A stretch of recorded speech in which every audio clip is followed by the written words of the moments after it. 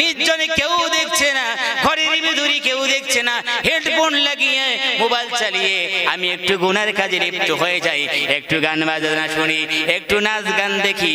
যুবকের মনে এসেছে, মন বারবার টানছে গানের দিকে, মন বারবার টানছে গুনার দিকে, কিন্তু ওই যুবক আল্লাহ রাব্বুল আলামিনকে ভয় করে।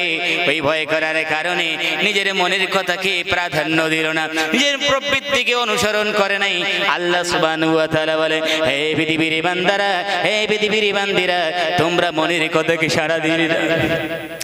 আমি রব্বুল আলামিনের ভয়কে এত প্রাধান্য তোমরা দিয়েছো, কাল কিয়ামতের ময়দানে কঠিন মুসিবতের দিন আমি রব্বুল আলামিনের সামনে দাঁড়িয়ে সারা জীবনের জবাবদিহি করতে হবে।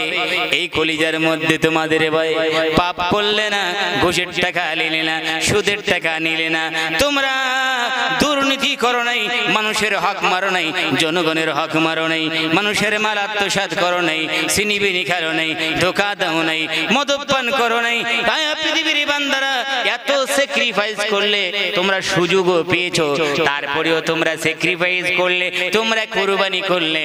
আমি রব্বুল আলামিন তোমার জন্য কি সারপ্রাইজ রেখেছি তোমরা কি জানো?